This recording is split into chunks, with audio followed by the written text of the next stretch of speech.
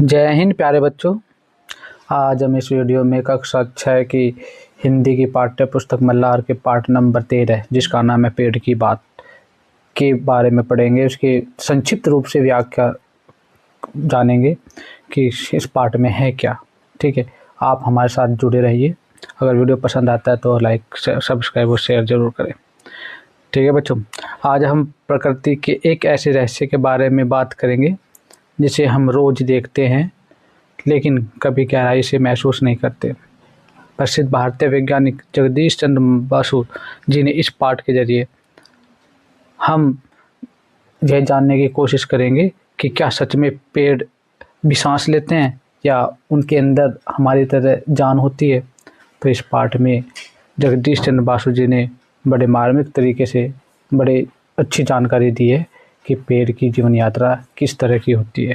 तो आइए बेटा शुरुआत करते हैं पेड़ की बात, उसकी संक्षिप्त व्याख्या। पेड़ की बात जीवन और विज्ञान की एक अद्भुत यात्रा। इसमें हम हेडिंगों के माध्यम से समझेंगे इस पाठ की व्याख्या को संक्षिप्त रूप से। एक नन्हे बीज का जन्म और संघर्ष, यानी कि एक पौधे का जन्म किस तरह से होता है, उसका जीवन संघर्ष किस तरह से रहता है वो अपने पूरे जीवन में। कहानी शुरू होती है एक नन्हे बीज से जो महीनों तक मिट्टी के अंधेरे में चुपचाप पड़ा रहता है, यानी कि मिट्टी में पड़ा रहता है वो 2 महीने 3 महीने तक। वसंत और वर्षा की पहली फुहारों के साथ ही उसे एक पुकार सुनाई देती है, मानो सूरज को उसे बाहर आकर दुनिया देखने के लिए बुला रहा हो।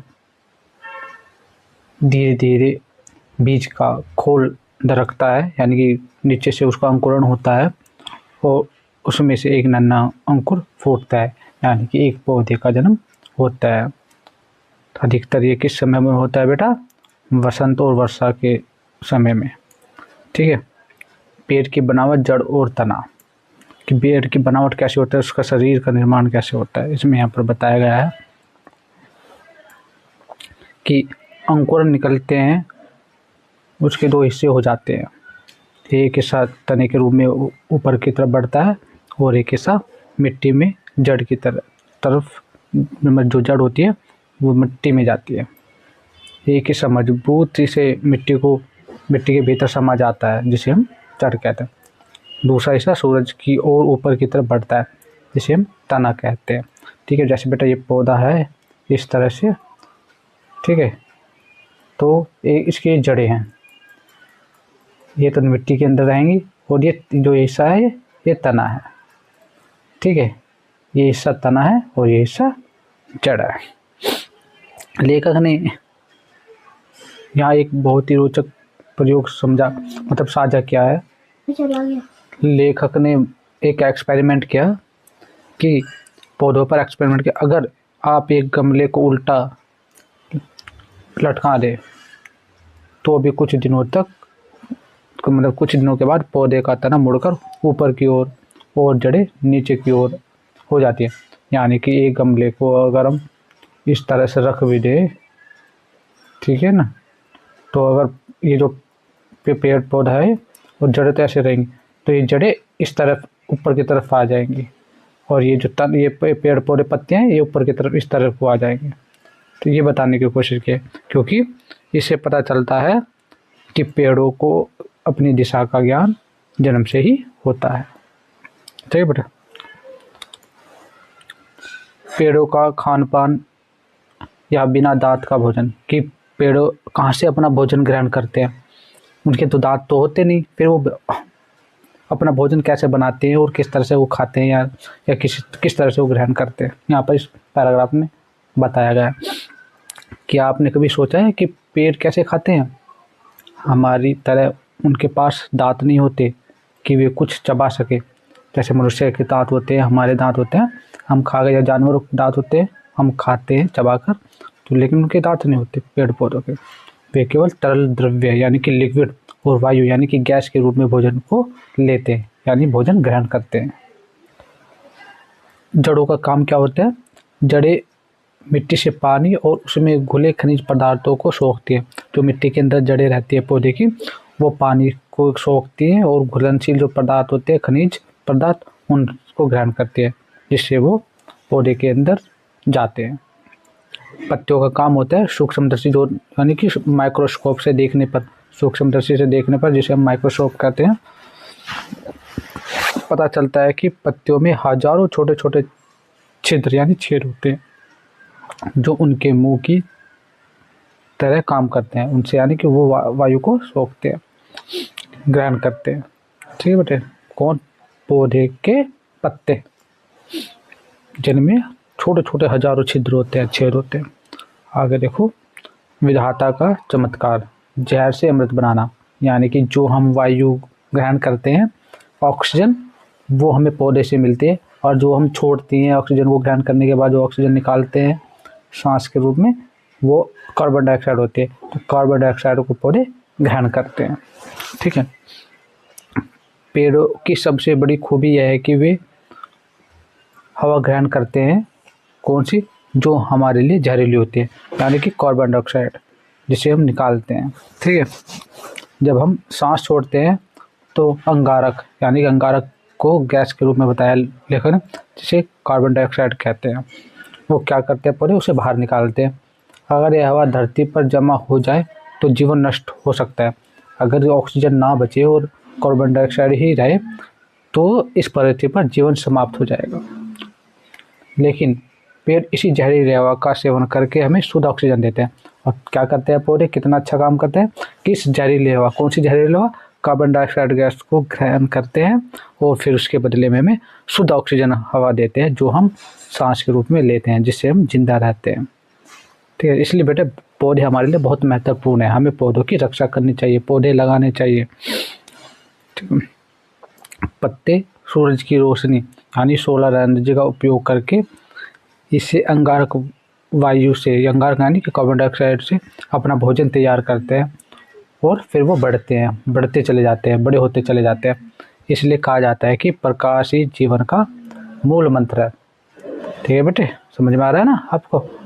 आगे देखो, फूलों का सौंदर्य और ममता का जादू। अब देखो, फूलों के अंदर भी एक ममता होती है। किस तरह से? जैसे एक माँ के अंदर ममता होती है अपने बच्चे को जन्म देना, उसे बड़ा करना, उसकी देखभाल करना, ऐसे ही पौधों के अंदर होती है।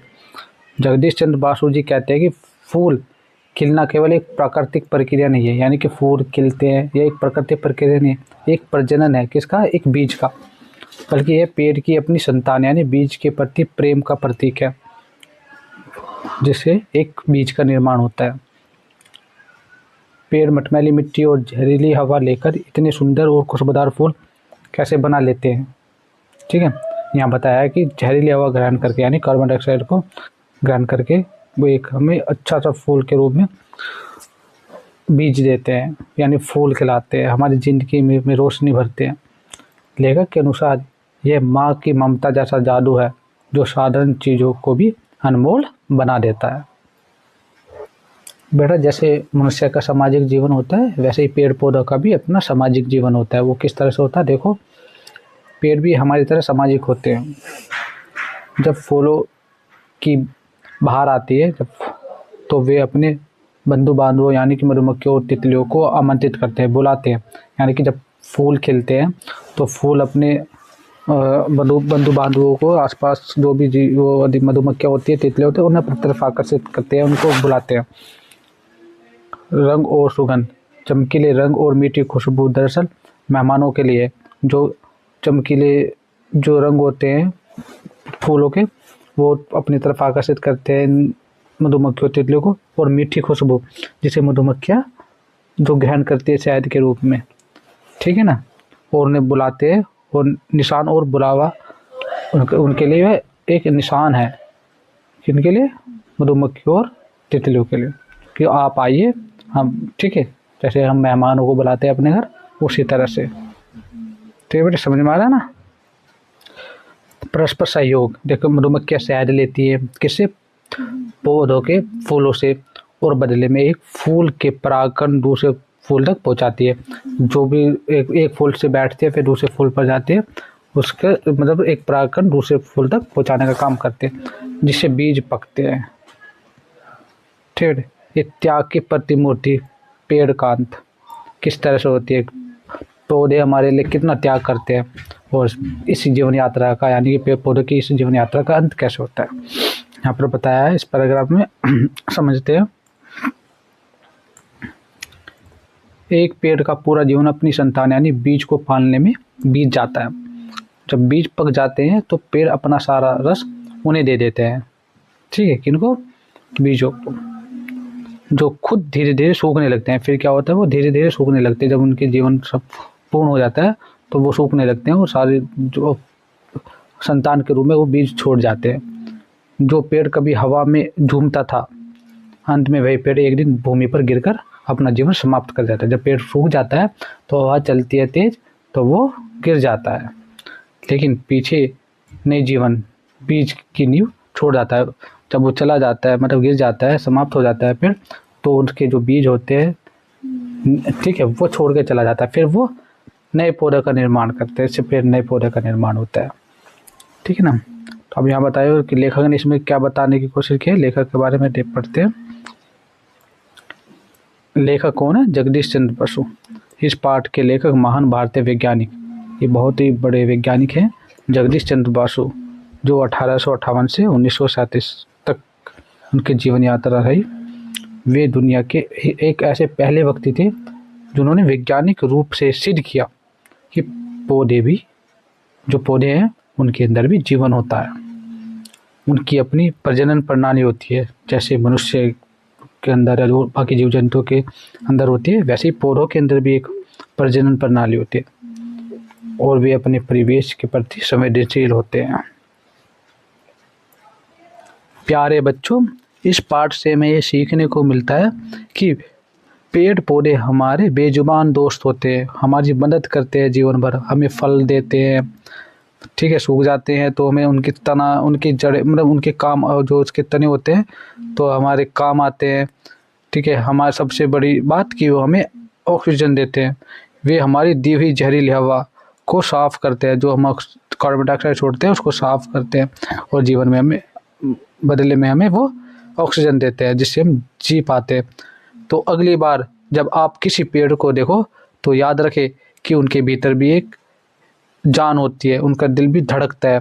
तो हमें उनकी सुरक्षा करनी चाहिए और पेड़ पौधे लगाने चाहिए, जिससे हमारे पर्यावरण साफ रहे, साफ सुथरा रहे और हम अच्छी तरह से अपने जीवन को जी पाए। उम्मीद है कि बेटा आपको ये वीडियो पसंद आई होगी।